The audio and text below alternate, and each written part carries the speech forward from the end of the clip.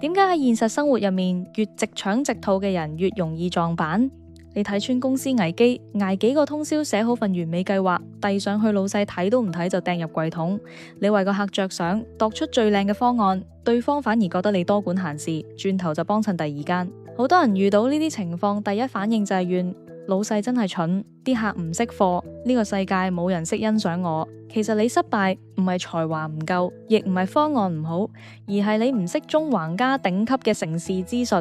你以為有道理就大晒，但現實好殘酷，真理冇權力同資源撐腰，就只係一堆廢紙。上一集講完鬼谷子第二篇反應，教大家好似聲納咁探測情報。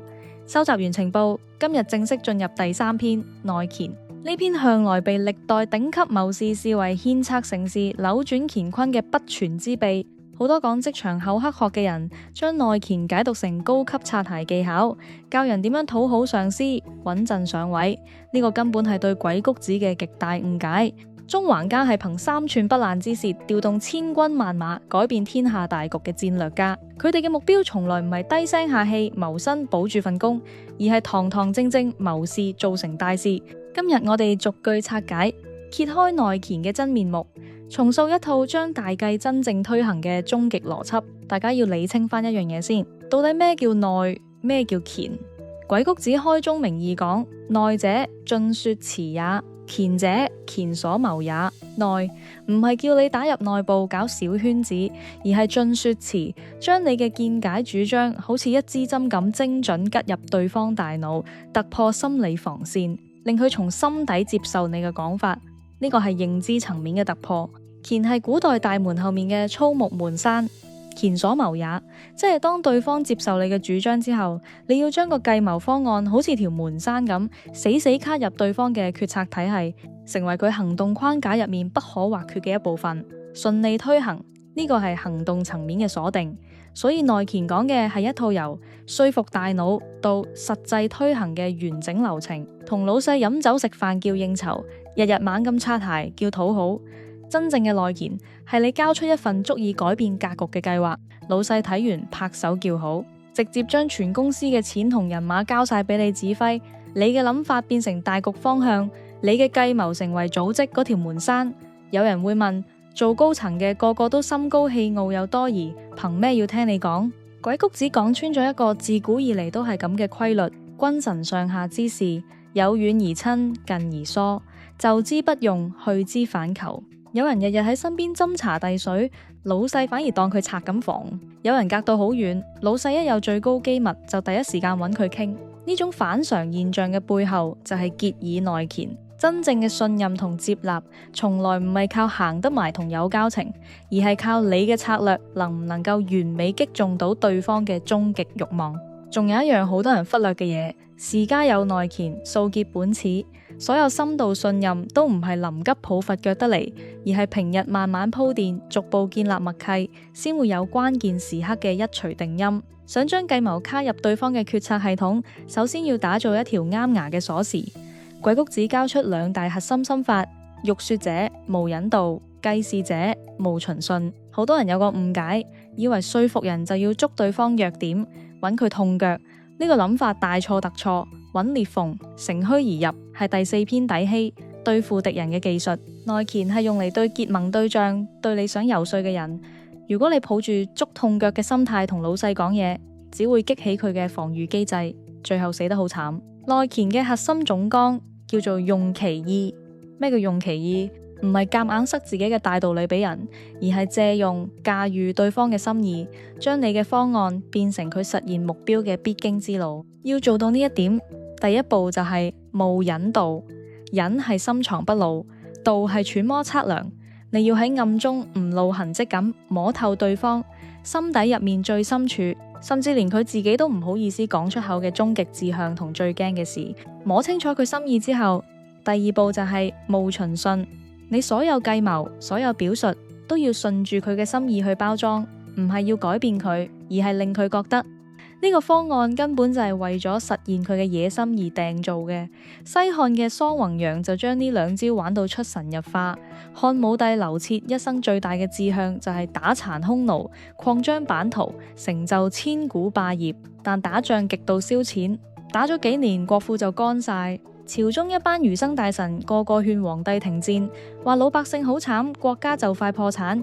結果全部俾漢武帝鬧到狗血淋頭，仲有唔少俾人貶官斬首。呢班人就係完全唔識引導，淨係掛住講自己嘅道理，完全違背晒皇帝最核心嘅心意。桑弘羊又點呢？佢本身係商人出身嘅理財天才，想建立一套由國家話事嘅經濟體系，但佢唔會直接同皇帝講我哋搞國營企業賺錢，因為皇帝根本唔關心做生意。佢先做足引導，摸準漢武帝最想做嘅唔係求財，而係打贏匈奴，成就霸業。跟住佢做咗一次完美嘅順言進諫。皇上，你想平定匈奴，建立千秋偉業，係幾咁偉大嘅志向。而家國庫冇錢，如果向農民加稅，只會搞亂天下。臣有一計，推行鹽鐵官營，軍書平準，將最賺錢嘅鹽鐵收歸國有，由國家統一調配物資，咁樣農民唔使交稅，但係國家嘅錢就會好似泉水咁湧出嚟。呢筆錢足夠買幾十萬匹戰馬，將匈奴徹底消滅。你睇桑弘羊冇踩皇帝痛腳，反而完全順應漢武帝擴張版圖嘅宏大意志，將自己嘅經濟改革主張完美變成漢武帝實現霸業嗰條門山。漢武帝一聽龍心大悅，即刻將全國財政大權全部交晒俾佢。呢個就係用其意嘅威力。你嘅專業同才華，如果捉唔到老細條路，就只係一堆冇用嘅廢話。一旦中咗佢心意，就會變成對方求之不得嘅法寶。呢套邏輯擺喺現代職場一樣啱用。假設你係傳統企業嘅部門主管，想同老細推薦一套 AI 自動化管理系統，如果你直接衝入房講而家人手操作太拗啦，同事日日 OT 做到死，效率低出錯多，一定要揞荷包買呢套系統先叫現代化管理，我夠膽講你個提議一定胎死腹中，隨時仲俾老細鬧到一面屁。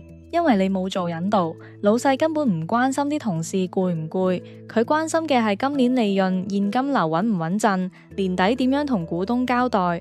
你一開口就猛講現狀，叫佢攞大筆錢出嚟，喺佢眼中你只係增加緊佢嘅風險同麻煩。但如果你識得內乾，你會咁講：老細，我知道你最近一直諗緊點樣壓低營運成本，交張靚成績表俾董事局。我最近研究咗一套 AI 系統，如果喺我哋部門做小範圍試行，預計下一季就可以慳翻30%人手同行政成本，而且呢件事仲可以包裝成傳統企業數碼轉型嘅成功案例。到時你喺周年大會攞出嚟講，成個行業地位都唔同晒。當你咁講，老細腦入面即刻浮現出利潤上升嘅報表同股東拍手嘅畫面，原本要燒錢嘅升級計劃即刻變成佢實現目標嗰條門山。佢唔單止會即刻批筆錢，仲會主動調動資源去撐你。記住鬼谷子嘅另一句說話：音類可否，明言得失，以喻其志。你自己心入面要暗中算清楚個方案嘅利弊同行唔行得通，擺到台面就清清楚楚講明得失，用呢種方式去引導對方嘅意志，唔係一味擦鞋，亦唔係死硬 sell 大道理，咁先係真正高級嘅說服。明白咗單次游說嘅心法，長遠嚟講，我哋應該用咩方式同話事人建立深度綁定？內乾原文講咗4條路，可以話係後世所有關係學嘅源頭，或結以道德，或結以黨友，或結以財貨，或結以彩色。4種連結由低到高，層次完全唔同。最基本嗰層係結以彩色，即係審美夾得到，情緒有共鳴，陪老細打波唱 K， 講嘢啱聽，提供情緒價值。呢種連結最淺，隨時可以俾人換走。第2層係結以財貨，利益捆綁，大家有錢一齊揾，分傭合作，做大個餅。商業社會最常見，俾情緒共鳴穩陣，但冇着數就自然會散。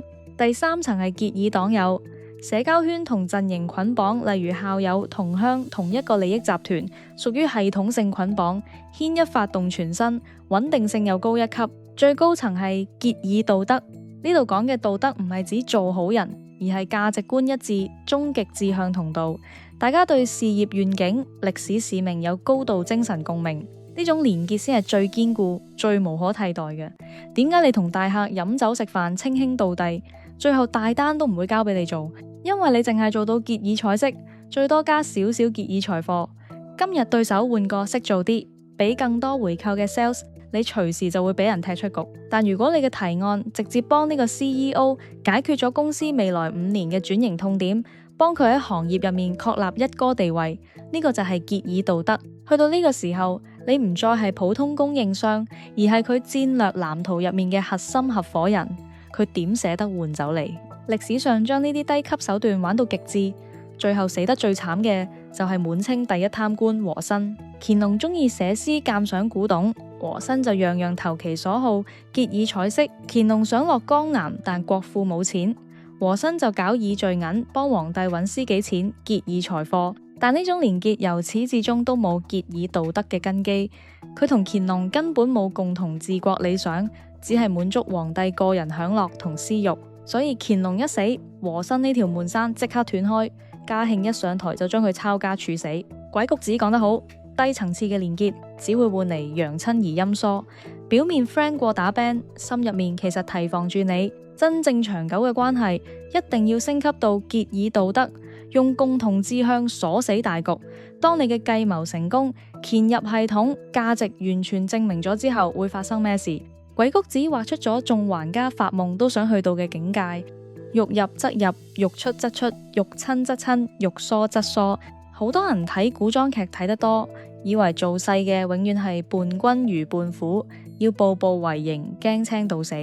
但鬼谷子話俾你知，將內乾做到爐火純青，你同高層嘅關係會發生本質上嘅反轉，主動權永遠喺你手。漢朝開國謀士張良就將呢種境界玩到出神入化。秦末天下大亂，劉邦只係泗水亭長出身嘅雜牌軍頭目，要人冇人，要糧冇糧，身邊得一班鄉里兄弟，睇落完全冇做大事嘅氣勢。反觀張良，韓國貴族之後滿腹計謀，仲有自己嘅反秦軍隊，係各路諸侯爭崩頭都想搶嘅神級人才。但張良揀 boss 嘅標準好簡單，邊個聽得明我條計，邊個幫到我實現滅秦安天下嘅志向，我就跟邊個。佢唔係跪喺度求人收留，而係主動選擇入局。同劉邦傾過幾次計之後，張良發現全天下得劉邦一個最明太公兵法，接得住佢個戰略思路，於是二話不說主動投奔，將平生學過嘅嘢全部注落劉邦嘅團隊度。呢個就係欲入則入。唔係人哋施捨俾飯你食，而係你睇中個平台同潛力，主動將謀略潛入佢個系統度。之後嘅事大家都熟啦。鴻門宴上一朝穩住項羽，買通項伯，幫劉邦逃出生天；明修棧道，暗度陳倉，幫劉邦打出漢中，奪取關中。下邑奇謀，一口氣布低韓信、彭越、英布3隻棋，圍死項羽個西楚集團。就連定都長安、安撫功臣呢啲治國大計，都係張良一錘定音。可以咁話，劉邦由街頭古惑仔到開國做皇帝，成條奪天下嘅路線圖都係張良親手畫出嚟。劉邦自己都認，夫運籌策，為將之中，決勝千里外，吾不如子訪。去到呢個時候嘅張良，已經唔係睇人面色做嘢嘅人，而係整個西漢帝國嘅戰略大腦。劉邦嘅帝業離唔開張良條計，成個開國系統同張良嘅智慧死死綁埋一齊，拆都拆唔開。呢種關係唔係主人同奴才，而係共生共贏。但正當滿朝文武爭住搶做官、搶地盤，以為從此安享富貴嘅時候，張良反而做咗一個所有人都睇唔透嘅決定，主動退場。劉邦登基後要封張良做3萬戶侯，賞賜最有錢嘅齊地，係所有功臣入面最高規格嘅待遇。但張良二話不說就推咗，淨係揀咗細細個嘅劉園，因為呢度係佢同劉邦第一次相遇嘅地方。從此佢閂埋門唔見客，專心修道練氣，極少理朝廷啲事，將自己喺權力核心徹底抽離。後來劉邦想廢太子，改立戚夫人個仔。滿朝文武勸極都唔聽，呂后俾人逼到走投無路，跪喺度求張良出手。張良唔想捲入王儲爭奪戰，但礙於情面，只係輕輕出咗一條計，請出雙山4號輔助太子，就咁簡單一招。劉邦見太子羽翼已豐，從此斷咗廢立嘅念頭。搞掂之後，張良又繼續隱居，半點功勞都唔去爭。反觀同係開國功臣嘅韓信，立咁大戰功，最後俾人誅殺3族，蕭何做到隻狗咁，仲要靠自毀名節先至保得住條命。唯獨係張良，由頭到尾都握住人生主動權，想做嘢嘅時候可以全權話事，皇帝言聽計從，想抽身嘅時候可以瀟灑走人，冇人綁得住佢。呢個就係欲出則出。點解張良可以做到？因為佢由頭到尾都唔係為咗做官揸權而嚟，佢入局係借劉邦個平台實現自己滅秦安天下嘅志向。佢抽身係因為目標已經達到，權力富貴對佢嚟講只係包袱。佢將謀略潛入咗帝國系統，但從來都唔將自己綁死喺權力架車上面。呢個亦都係鬼谷子講嘅欲合者用內，欲去者用外。想合作就深入綁定，想走就保持距離，進退之間全部由自己話事。所以話內乾最終極嘅智慧，從來都唔係教你一世黐住高層，攬住啲權力唔放，而係教你透過獻策成事，借對方嘅資源同平台，成就自己嘅抱負，同時永遠揸住進退嘅主動權。呢種自由唔係靠皇恩浩蕩，亦唔係求翻嚟，而係靠你對人心嘅洞察，對局勢嘅把握，同埋對自己初心嘅堅守，一步一步爭取翻嚟嘅。當然，鬼谷子係極度理性嘅現實主義者，佢知道天下冇包保實贏嘅遊說，亦冇百發百中嘅計。如果你做足準備，拋出自己覺得天衣無縫嘅方案，結果依然俾人否定咗，甚至搞到對方反感，咁點算好？絕大多數人去到呢個時候會陷入兩種情緒，一係嬲到震，鬧對方有眼無珠；二係自我懷疑，覺得自己能力唔夠，跟住就死纏爛打，不斷解釋，越講越令人憎。鬼谷子就冷冷拋低一句：事有不合者，有所未知也。條計同對方夾唔埋，原因得一個，對方心底收埋咗你仲未摸透嘅變數。人嘅心理就好似一座冰山咁，你以為你捉到佢路，可能只係睇到水面上嗰30%。佢否定你，唔係你個方案唔夠靚，而係你個方案踩中咗水面下70%嘅隱藏利益、深層恐懼，或者某啲唔講得出口嘅難處。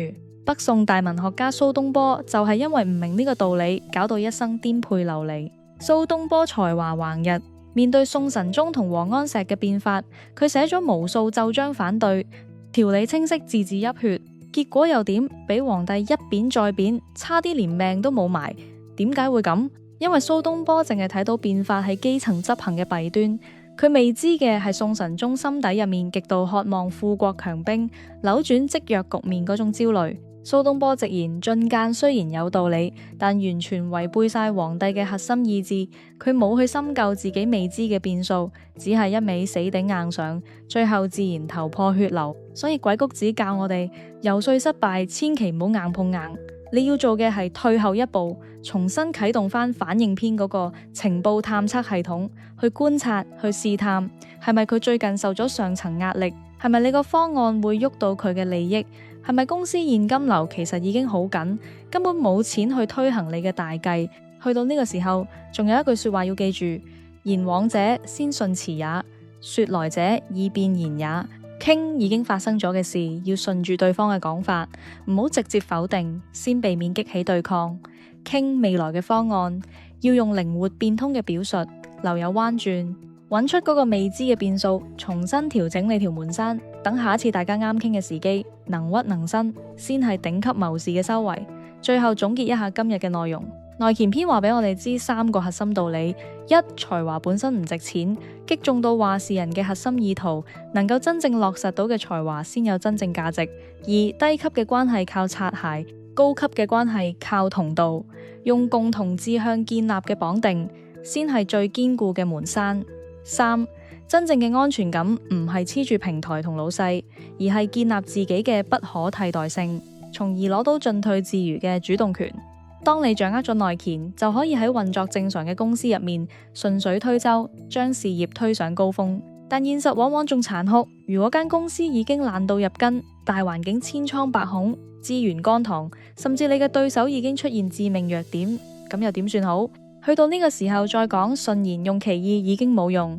當裂痕出現，我哋要點樣敏銳咁捕捉常人睇唔到嘅罅隙？點樣借力打力，用最小氣力撕破對手防線，甚至顛覆舊格局，建立新規則？呢套應對裂痕、破局反殺嘅技術，就收埋喺鬼谷子嘅第4篇底希入面。好多人以為底希就係專門攻擊敵人弱點，其實唔係，佢係一套雙向智慧。裂痕細嗰陣可以抵而塞之，修補漏洞，防患未然。裂痕擴大，體系崩壞嗰陣，就可以抵而得之，順勢破局，重建規則。下一集我哋就會深入拆解呢篇千古奇文，教大家點樣喺危機爆發前睇透本質，喺亂局之中逆勢彈起。想學識喺絕境入面反殺，記得訂閱呢個 channel。我哋下期再見，拜拜。